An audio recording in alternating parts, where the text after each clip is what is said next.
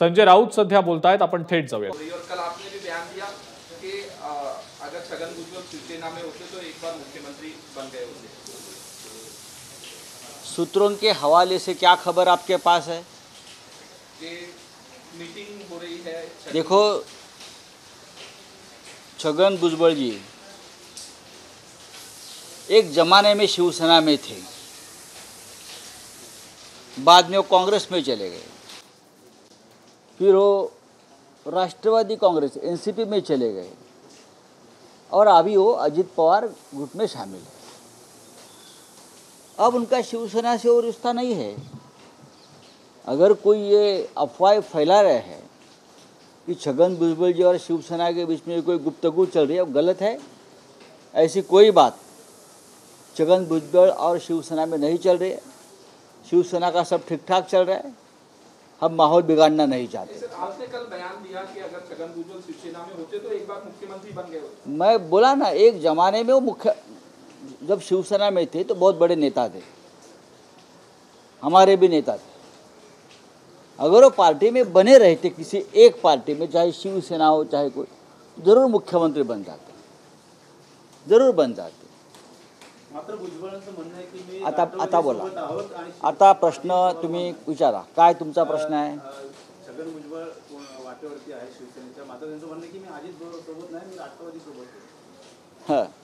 बघा, हे कालपासून जोरात अफवा चाललेल्या आहेत की राष्ट्रवादी काँग्रेस अजित पवार गटाचे एक नेते, प्रमुख नेते छगनजी भुजबळ हे शिवसेनेच्या वाटेवर आहेत। आता ही कोणत्या वाटेने येत आहे त्या वाट का आम्हाला दिसली नाही कधी। छगन भुजबळ हे एकेकाळी शिवसेनेमध्ये होते, त्याला एक कालखंड लोटला, एक जमाना लोटला। छगन भुजबळ त्यानंतर काँग्रेस पक्षात गेले। छगन भुजबळ त्यानंतर शरद पवार साहेबांबरोबर राष्ट्रवादी काँग्रेस पक्षात बराच काळ राहिले आणि सध्या ते अजित पवारांच्या नेतृत्वाखालील राष्ट्रवादी काँग्रेस पक्षात आहे। असा त्यांचा मोठा प्रवास आहे आणि त्या प्रवासामध्ये शिवसेना आता खूप मागे राहिलेली आहे त्यांच्या प्रवासात, आणि राजकीय प्रवासात शिवसेना खूप पुढे गेलेली आहे महाराष्ट्रामध्ये। आपण जे म्हणताय त्या बातमीत आणि त्या अफवेत कोणतेही तथ्य नाही। छगन भुजबळ यांच्याशी शिवसेनेचा कोणत्याही प्रकारचा राजकीय संवाद नाही, झालेला नाही, होण्याची शक्यता नाही। कारण तरी आता स्वतःचा एक मार्ग निवडलेला आहे, त्यांच्या काही भूमिका आहेत, त्या भूमिकांशी शिवसेनेचा भूमिका मेळ खाणार नाहीत, हा पहिला प्रश्न आहे। आणि छगन भुजबळ येणार, हा जाणार, तो येणार, अशा प्रकारच्या बातम्या उडवून पेरून अफवा पसरवून महाराष्ट्रात गोंधळ उडवायचा राजकीयदृष्ट्या, बाकी याच्या पलीकडे या बातमीला आम्ही काय महत्त्व देत नाही। छगन भुजबळ यांना आमच्याकडून कोणी भेटलेलं नाही। छगन भुजबळ यांना शिवसेनेचा कोणताही नेता भेटलेला नाही, चर्चा झालेली नाही, चर्चा होणार नाही। मनात त्यांच्या खतखत होती कुठेतरी दिल्लीला जावं, मात्र सुमित्रा पवारांना हा त्यांचा पक्षाचा प्रश्न आहे ना। त्यांच्या मनातली खतखत ही त्यांच्या पक्षातली खतखत आहे, त्याच्याशी शिवसेनेचा काय संबंध आहे आमच्या?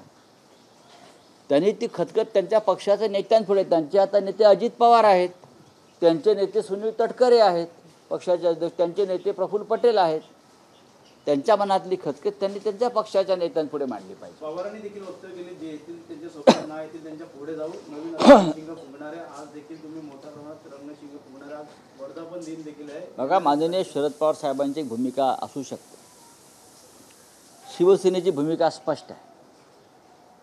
2.5 वर्षापासून ज्याने शिवसेनेशी उभा दावा मांडला, शिवसेना फोडली, महाराष्ट्राच्या दुश्मनांशी हात मिळवणी केली, त्यांच्याशी आमचा आता कोणताही संवाद राहिलेला नाही, राहणार नाही।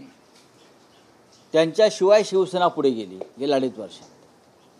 त्यांच्याशिवाय हजारो लाखो निष्ठावंत शिवसैनिक यांच्या मदतीनं माननीय उद्धव ठाकरे यांच्या नेतृत्वाखाली आजची शिवसेना तुम्हाला दिसते, ज्याचे 9 खासदार निवडून आणले आणि आमच्या काही जागा थोड्या मताने पडल्या। हे जरी खरं असलं तरी 9 खासदार आम्ही निवडून आणले। अशा वेळेला जे सोडून गेले त्यांची चिंता आम्ही का करावी? आज शिवसेनेचा 58वा वर्धापन दिन आहे.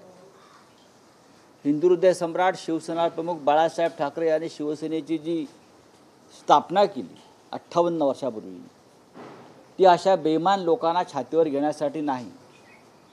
ज्यांनी मराठी राज्याशी मराठी माणसाशी बेईमानी केली त्यांच्याशी संबंध ठेवून बाळासाहेब ठाकरेंनी पक्ष कधी पुढे नेला नाही. जे सोडून गेले त्यांच्याशिवाय बाळासाहेबांनी निष्ठावंत शिवसैनिकांच्या मदतीनं ही शिवसेना इथपर्यंत आणली आणि तो उद्धव ठाकरे साहेबांनी त्याही पुढे घेऊन गेले. त्याच्यामुळे आता हा आला तो येणार आहे का या प्रश्नांना आमच्याकडे उत्तरं नाहीत. आम्ही त्याच्यावर चर्चा करत नाही. Sir, BJP Maharashtra core committee की मीटिंग हुई, उसमें ये कहा गया कि जो महायुति और महाविकास आघाड़ी दोनों के बीच में जो अंतर है वोट का 0.3%, देवेंद्र फडणवीस ने ब्लूप्रिंट बनाया कि हम किस तरह से आने वाले जो विधानसभा के चुनाव हैं वो जीते. सर, क्या कहेंगे? करने दो ना, उनकी पार्टी है. पहले डबल इंजन वाली पार्टी थी, फिर ट्रिपल इंजन वाली बन गई, फिर राज ठाकरे को साथ लिया तो 4 इंजन वाली बन गई, और भी इंजन जोड़ते हैं 5-6 इंजन वाली उनकी आघाड़ी महायुति है. चलने दो, लेकिन ये सभी इंजन को बंद करके महाविकास आघाड़ी आगे चली गई है. अब 0.5%, 1%, 2% का गणित आप करिए. आपके पास बहुत ऑडिटर्स बैठे हैं, आप करते रहिए. किसी भी हालत में महाराष्ट्र की विधानसभा हम जीत लेंगे. आप चाहे आपके महायुति को और कितने भी इंजन लगा दो, कोई फर्क नाही पडता.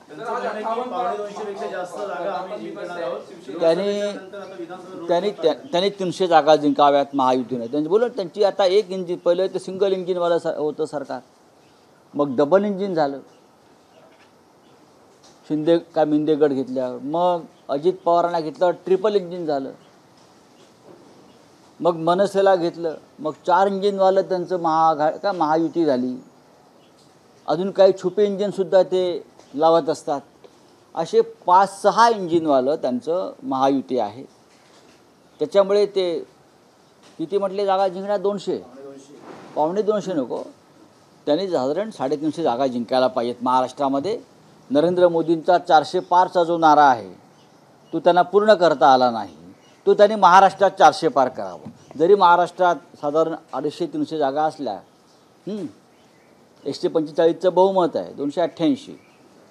त्याच्यामुळे महाराष्ट्रात त्यांनी 400 पार, देवेंद्र फडणवीस आणि त्यांच्या 5 इंजिनवालं जे युती आहे त्यांनी महाराष्ट्रात 400 पारचा नारा द्यावा. काही हरकत नाही, लोकशाही आहे.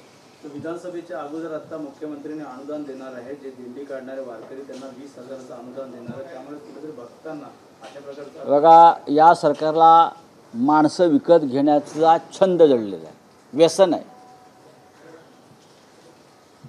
हे व्यसन आहे की प्रत्येक गोष्ट मतं विकत घ्यायची, अधिकारी विकत घ्यायचे, सत्ता विकत घ्यायची, आमदार विकत घ्यायचे, खासदार विकत घ्यायचे, माणसं विकत घ्यायची. पैसे आहेत चोरीचे, पण त्या चोरीच्या पैशातून महाराष्ट्राची संस्कृती असलेल्या वारकरी संप्रदायाला सुद्धा विकत घेण्याचा प्रयत्न काल झाला. 20-20 हजार रुपये आतापर्यंत तुमच्याकडे कोणी वारकऱ्यांनी मागितले होते का? एक परंपरा, संस्कृती, हजारो वर्षाची संस्कृती आहे. तुमच्याकडे मागितले कोणी पैसे? हे कशा करता? तुमच्यावर टीका झाली, त्या वक्फ बोर्डाला 10 कोटी रुपये दिले, त्याच्यामुळे तुम्ही वारकऱ्यांना हा खुश करण्याचा प्रयत्न करता. पण वारकऱ्याने तुमचं अनुदान आणि तुमची ही बिदागी झिडकारून लावली, त्याबद्दल त्यांच्या स्वाभिमानाचं कौतुक करावं तेवढं थोडं. कालच्या निवडणुकीमध्ये सुद्धा अशा प्रकारचे प्रचंड पैसे वाटप झालं. अनेक धार्मिक मंडळांना पैसे दिले, क्रीडा मंडळं असतील, गणेश मंडळं असतील, त्यांना पैसे देऊन मतांची हेराफेरी करण्याचा प्रयत्न केला. तोच प्रयोग शिंदे सरकारनं वारकऱ्यांवर केला. पण वारकरी अशा कोणत्याही मोहापासून कायम लांब राहिले. ज्ञानेश्वर माऊली असतील, तुकोबा माऊली असतील, यांना अशा प्रकारच्या मोहमायेपासून कायम दूर राहण्याची जी आत्मिक शक्ती मिळालेली आहे त्यांनाच वारकरी म्हणतात. बावनकुळेने असं विधान केलं आहे, महाविकास आघाडीमध्ये 5 ते 6 मुख्यमंत्री झाले आहेत. आमचा मुख्यमंत्री एकनाथ शिंदे असेल. महायुतीमध्ये यातली कोणतीही चर्चा झाली नाही. देवेंद्र फडणवीस आमचे भाजपचे नेते आहेत. मुख्यमंत्री नसून ते आमचे नेते आहेत असं त्यांचं म्हणणं आहे. तो त्यांचा प्रश्न आहे ना, त्यांनी कोणाला नेतं मानायचं ते. त्या नेत्याचा लोकसभेत दारुण पराभव महाविकास आघाडीने केला आहे आणि स्वतः बावनकुळे ज्या मतदारसंघात आमदार राहिले आहेत त्या मतदारसंघामध्ये महाविकास आघाडीचे उमेदवार साधारण 25,000 मतांनी पुढे आहेत. बावनकुळ्याने जरा ऑडिट करावं त्यांच्या मतदारसंघाचं. तर खडसेंना आता बीजेपी नीतीश कुमार के बाद नायडू भी नाराज चल रहे कि बीजेपी स्पीकर पद छोड़ने को तैयार नहीं है. अभी मैं उसके बारे में क्या बोल सकता आपने हूँ. भी कहा था कि हम सपोर्ट करेंगे. बात ऐसी है कि अगर ऐसा कोई प्रस्ताव आता है स्पीकर के बारे में इंडिया आघाड़ी के पास, तो इंडिया आघाड़ी के लोग एक साथ बैठेंगे, फिर राहुल गांधी जी, खरगे जी, उद्धव ठाकरे जी, शरद पवार जी, सब हम एक साथ बैठकर, ममता जी, उस बारे में निर्णय लेंगे. अगर कोई मौका मिलता है लड़ाई का तो ज़रूर हम नहीं छोड़ेंगे मौका.